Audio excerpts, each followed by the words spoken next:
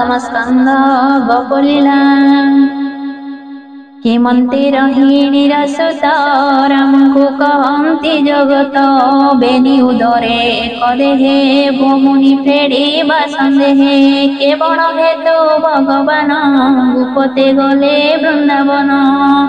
भक्तଙ୍କୁ तारिबार आसे रमिले बालक विश्वासे पुणी केते दिने हरि मिलिले मथुरा नगरी जगत जनकर गुरु जहा महिमा महामेरु किंपा नीति आचरिले सदर मौला माइले। परीक्षित राजा सुकमुनि को पचारुचंती भगवान कहीं सब लीला कले कहीं से निजर मामू को ही बध कले एकी तांकर परिमाण जहांक नाम नारायण मनुष्य रूपे होई जन्म केते बरस भोग कर्म जावत संगते बिहरी केते कलत्र भोग करी। प्रभु मनुष्य रूप कृष्ण अवतार रे केते समय केते वर्ष पर्यंत लीला कले ए आदि जेते कचरित भमुनि कहत सचित देख मरण काल मर प्रत्यक्ष जे जिलाहार प्रत्यक्ष तेजिली आहार हरिचरित सुधाबारी तोर बदन पान करी जगत संहारिणी क्षुधा से मते न करई बाधा शुण राजार साधु कथा से ही पंडित सामरथा कृष्ण चरणी देचित कहन्ति शुण भागवत साधु चरित तर बुद्धि कृष्ण चरणे चित खेदी गोविंद तर मन जेते मु कहि पारिबे कि तते गोविंद प्रसंग विधान हेले तार ई तीन जन श्रोता बकता से पचारि ए तीन जन जानती तरी। चितमुनि एठी बढ़िया कथा कहउचंती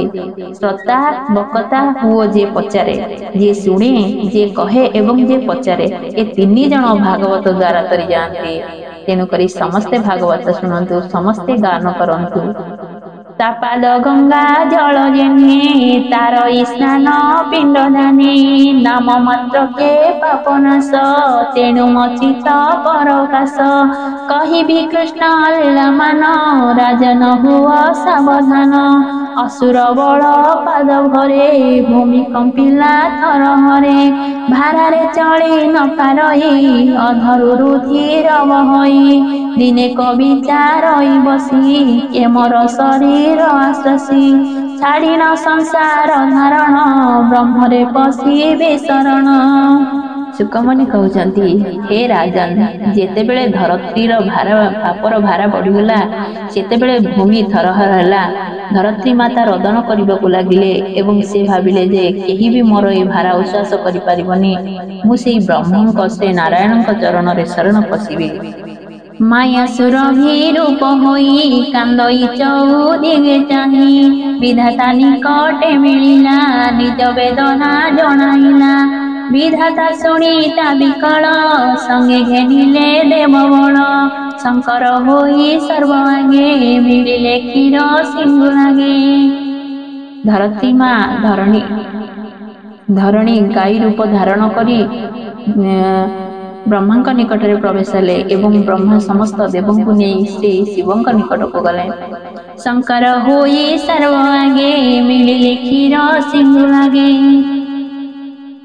एवं शिव और ब्रह्मा एवं समस्त देवगण मिशी श्री नारायण पाखकू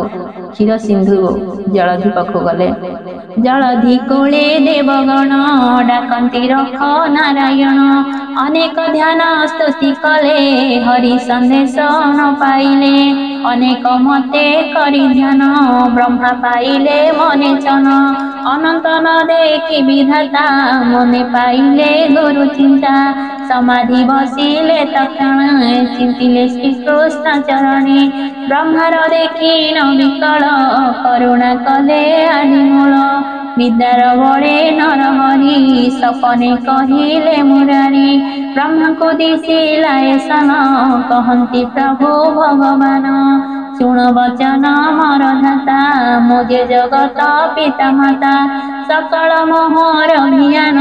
କେବଳ ଦେଲି ପରିମାଣ ମୋର ବଚନ ସିଏ ଧରି ତୁ ଅଛୁ ଜଗତ ଆମରି ବେଦ ବିଚାରେ ସୃଷ୍ଟି ପାଳୁ ବେଦିନୀ ଭାରେ କିମ୍ପା ଭାଳୁ ମୁଁ ତାହା ଜାଣଇ ଯେ ସର୍ବ ନାସିବି ଅସୁରଙ୍କ ଗର୍ବ ଏବେ ସକଳ ଦେବେ ଯାଅ ମଞ୍ଚମଣ୍ଡଳେ ଜାତ ହୁଅ। କ୍ଷୀର ସିନ୍ଧୁ ପାଖରେ ପହଞ୍ଚିବା ପରେ ଯେତେବେଳେ କେହି ଭଗବାନଙ୍କୁ ଦେଖିପାରୁନାହାନ୍ତି ସେତେବେଳେ ସମସ୍ତେ ସ୍ତୁତି କରୁଛନ୍ତି ଏବଂ ସମସ୍ତଙ୍କ ବିକଳ ଦେଖି ଭଗବାନ ଶ୍ରୀ ବ୍ରହ୍ମାଙ୍କୁ କହୁଛନ୍ତି ସ୍ୱପ୍ନରେ ଯେ ମୁଁ ସବୁ କିଛି ଜାଣେ ମେଦିନୀର ଭାରା ନିବାରଣ ପାଇଁ ମୁଁ ମର୍ତ୍ତ୍ୟମଣ୍ଡଳରେ ଜନ୍ମ ଗ୍ରହଣ କରିବି ଏବଂ ସମସ୍ତ ଦେବତାକୁ କୁହ ସେଠାରେ ପ୍ରଥମେ ସେମାନେ ଅବତରଣ କରିବେ। ଏବେ ସକଳ ଦେବେ ଯାଅ ମଞ୍ଚମଣ୍ଡଳେ ଜାତ ହୁଅ ଯାଦବ ଆଦି ସପ୍ତବଂଶ କଂସରେ ହୋଇବ ବିଶ୍ୱାସ ଗୋପୀ ଗୋପାଳ ରୂପ ହୋଇ ଗପେ ଜନ୍ମିବି ଦେହ ବହି ମୁଁ ଜାତ ବସୁଦେବ ଘରେ ବଢ଼ିବି ଯାଇ ଗୋପପୁରୀ 16 ସହସ୍ର ଗୋପ ନାରୀ ରମିବି ବୃନ୍ଦାବନେ ହେରି ଅନେକ ମାରିବି ଅସୁର ଖଣ୍ଡିବି ଅବନୀର ଭାର ଭକ୍ତଜନଙ୍କୁ ଉଦ୍ଧାରିବି ପୁଣିବି ନିଜ ରୂପ ହେବି। ଏବେ ହୋ ଯାଅ ତୁ ସତ୍ୱର କହିବୁ ଦେବଙ୍କ ଆଗର ଶୀଘ୍ରେ ହୁଅନ୍ତୁ ମତେ ଜନ୍ମ କହି ହୋଇଲେ ଅନ୍ତର୍ଧ୍ୟାନ ସପନ ତେଜିବେ ଦବର କହିଲେ ଦେବଙ୍କ ଆଗର ଶୁଣି ଆନନ୍ଦ ଦେବ ଗଣେ ନମିଲେ ଧାତାର ଚରଣେ କହନ୍ତି ଶୁଣ ବେଦବର ଯାହା କହିଲେ ଚକ୍ରଧର ବନି ମଧ୍ୟ ଦେହ ଧରି ଗୋପେ ଯାଦବ ଅବତରି ହୋଇବୁ ଆମ୍ଭର ସତ୍ୟ ଫିକି କହିଲେ ଜଗନ୍ନାଥ ସେ କଥା କହ ପ୍ରଜାପତି ଶୁଣି ନିର୍ମଳ ହେଉ ମତି ବ୍ରହ୍ମା ବୋଇଲେ ଦେବେ ଶୁଣ ଯାହା କହିଲେ ନାରାୟଣ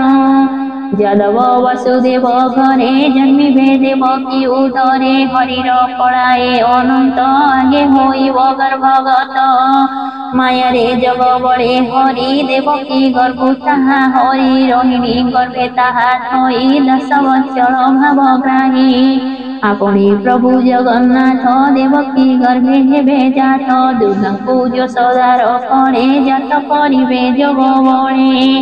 এমন্তে তারিবে সংসার 10 বৎসর দামোদর শুনিন বিধাতা বচন দেবে আনন্দ কলে মন। ଦେବଗଣ ବ୍ରହ୍ମାଙ୍କୁ ପଚାରୁଛନ୍ତି ଯେ ନାରାୟଣ କିପରି ଧରାଧାମରେ ଲୀଳା କରିବେ ସେତେବେଳେ କହୁଛନ୍ତି ଯେ ଦେବକୀଙ୍କର ପ୍ରଥମ ଗର୍ଭ ଗୁଡ଼ିକ ନଷ୍ଟ ହୋଇଯିବ ଏବଂ ଶେଷରେ ସପ୍ତମ ଗର୍ଭକୁ ସେ ଦେବକୀ ଠାରୁ ନେଇ ରୋହିଣୀ ଗର୍ଭ ସ୍ଥାପନ କରିବେ ଏବଂ ଅଷ୍ଟମ ଗର୍ଭରେ ପ୍ରଭୁ ସ୍ୱୟଂ ଅବତାର ଗ୍ରହଣ କରିବେ। শুনিন বিধাতা বচন দেবে আনন্দ কলে মন চাহিলে ধরণী বদন কহନ୍ତି ধন্য তো জীবন তোর উপরে চক্রধারী মনুষ্য দেহে অবতারী নাসিবে তোর দুঃখ রাশি আম্ভে দেখিবু ব্রহ্ম রাশি মহি অশ্বশ্রী দেবগণ চলিলে যে যাহা ভুবন এবে হসুণ মহিপতি যেমন্তে কলে লক্ষ্মীপতি হরিচরণে রিচিত কহই দাস জগন্নাথ। इति श्रीमद्भगवते महापुराणे परमहंस्यां संहितायां वैयासिके 10 स्कन्धे देवाखिरान्मवगमने कृष्ण प्रसन्ने नाम प्रथमोऽध्याय।